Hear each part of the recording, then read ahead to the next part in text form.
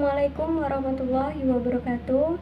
Di sini saya akan memaparkan materi mengenai pernikahan, rukun dan syarat pernikahan, konsep peminangan dan kafa'ah, akad nikah, wali dan saksi pernikahan, kedudukan dan jenis mahar, serta poligami. Baik, yang pertama, pernikahan. Mengapa kita harus menikah? Pernikahan atau nikah artinya adalah berkumpul atau menyatu. Menurut istilah lain juga dapat berarti ijab qabul atau akad nikah, yang mengharuskan berhubungan antara sepasang suami istri yang diucapkan oleh kata-kata yang disetujui untuk melanjutkan ke pernikahan sesuai dengan peraturan yang diwajibkan oleh Islam.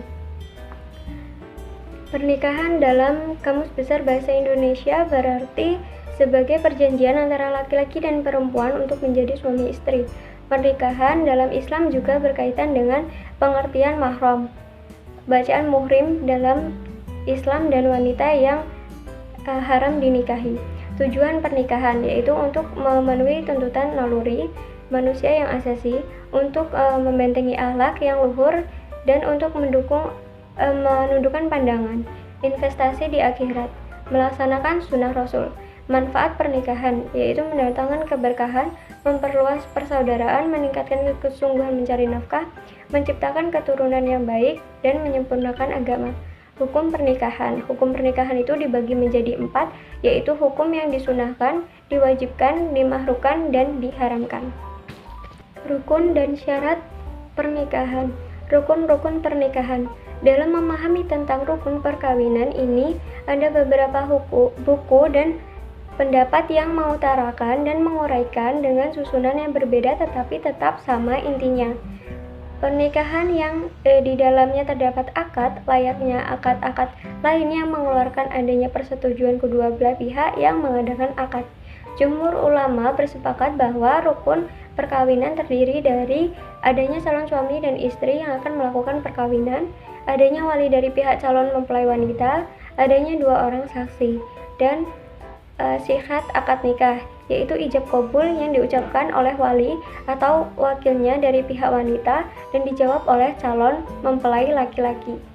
Syarat pernikahan yaitu beragama Islam bagi mempelai laki-laki dan perempuan, bukan laki-laki mahram bagi calon istri, mengetahui wali akad nikah, tidak sedang melakukan haji, tidak karena terpaksa.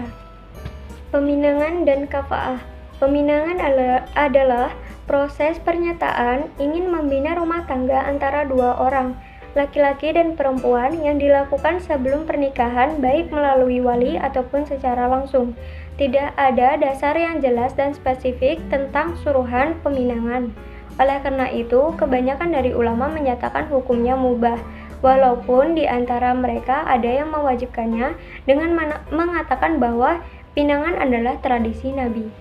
Hikmah dari pinangan adalah wadah perkenalan yang memperkuat ikatan dalam memulai hubungan baru dengan pernikahan. Meminang ada 2 macam, yaitu secara langsung dan tidak langsung. Pembagian ini tergantung keadaan orang yang dipinang. Ada banyak persoalan yang terjadi dalam ruang lingkup peminangan, bahwa peminangan tidak sama dengan pernikahan, yang berarti ada norma yang harus tetap dijaga. Tidak boleh seseorang untuk meminang seseorang yang telah dipinang, begitu pula tentang persyaratan yang dibatasi seseorang yang boleh dipinang, bahwa orang yang dilarang dinikahi mereka yang dilarang untuk dipinang, begitu pula dengan perempuan yang masih dalam masa iddah. Kafa'ah atau kufu yang berarti sama atau sederajat atau sepadan dan sebanding. Maksud kufu dalam perkawinan yaitu laki-laki sebanding dengan calon istrinya, sama dalam kedudukan, sebanding dalam tingkat sosial, dan sederajat dalam akhlak serta kekayaan. Jumhur ulama termasuk Malikiyah, Syafi'iyah, dan Hanafiyah, dan satu riwayat dari Imam Ahmad berpendapat bahwa kafa'ah itu tidak termasuk syarat pernikahan, sehingga pernikahan adalah antara orang yang tidak sekufu akan tetapi dianggap memiliki legalitas hukum atau sah. Kafa'ah dipandang hanya merupakan segi afdoliyah saja.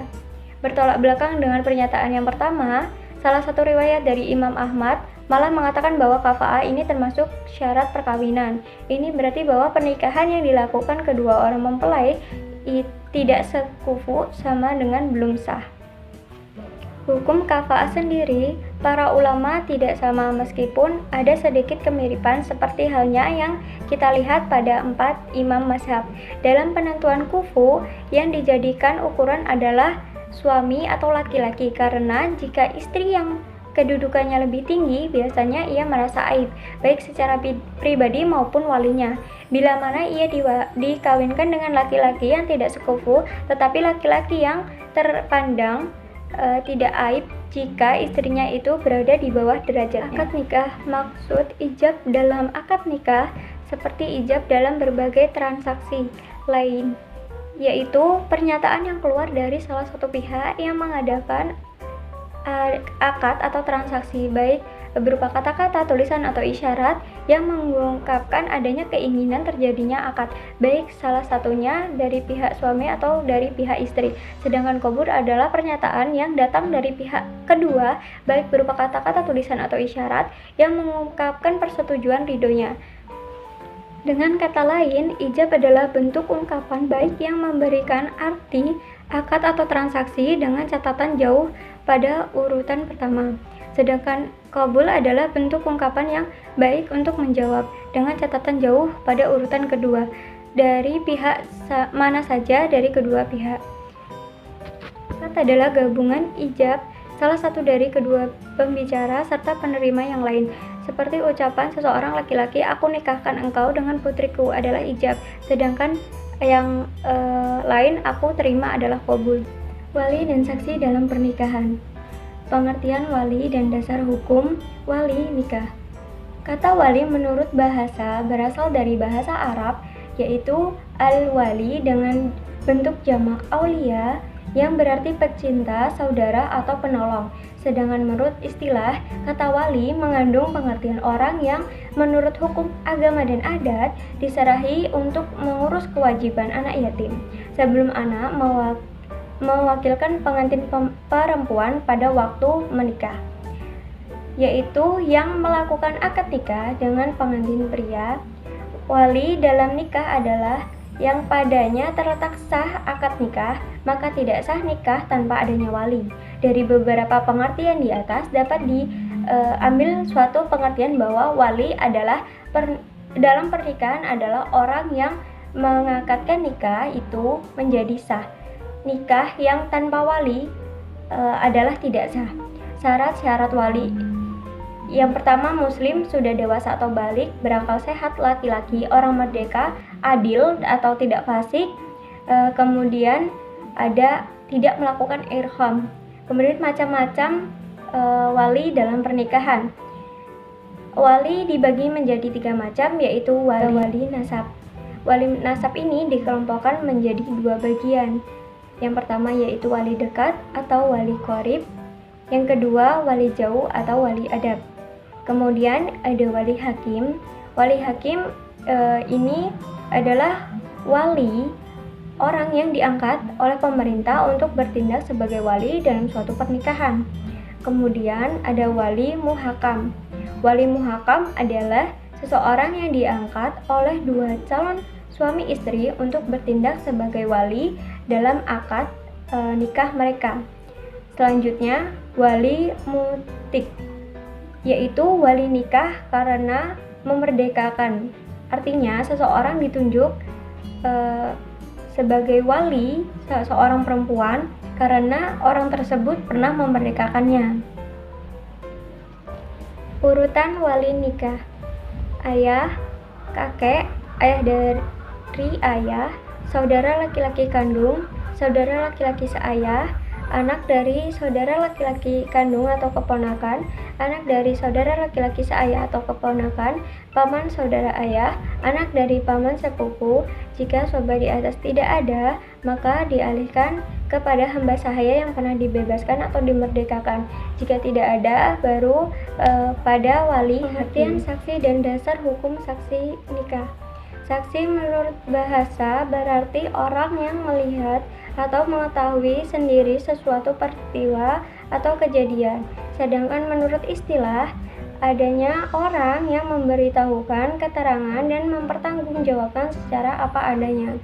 Rasul Shallallahu Alaihi Wasallam sendiri dalam berbagai riwayat hadis walaupun dengan redaksi berbeda-beda, mengatakan bahwa tidak sah suatu akad nikah kecuali atau dihadiri wali dan 2 orang saksi yang adil. Syarat menjadi saksi nikah. Orang yang menjadi saksi nikah harus memenuhi syarat. Yang pertama, Islam, balik, berakal, mendengar dan memahami ucapan ijab kabul, laki-laki, bilangan jumlah saksi adil, dan mampu melihat.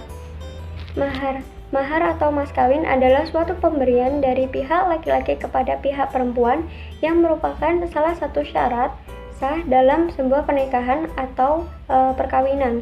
Hukum memberikan mahar adalah wajib bagi laki-laki, walaupun mahar bukan termasuk syarat dan rukun nikah.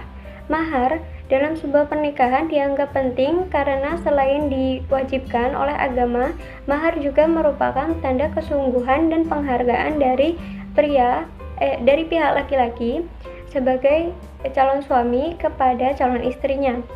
Namun, pemberian mahar ini tidak berarti calon suami telah membeli calon istri dari orang tuanya, karena seberapapun mahar yang diberikan oleh calon suami tidak dapat disetarakan dengan harkat dan martabat seseorang. Sesuai dengan firman Allah dalam surat An-Nisa ayat 24 yang artinya, maka karena kenikmatan yang telah kamu dapatkan dari mereka, berilah mas kawinnya kepada mereka sebagai suatu kewajiban. Poligami adalah sistem perkawinan yang salah satu pihak memiliki atau mengawini beberapa lawan jenisnya dalam waktu yang bersamaan. Dalam antropologi sosial, poligami merupakan praktik pernikahan kepada lebih dari satu suami atau istri. Namun dalam Islam, wanita dilarang memiliki lebih dari satu suami atau yang biasa disebut dengan poliandri. Sedangkan suami boleh memiliki lebih dari satu istri, tetapi dengan batasan 4 istri saja. Sekian, saya akhiri. Wallahul muwaffiq ila aqwamit thoriq. Wassalamualaikum warahmatullahi wabarakatuh.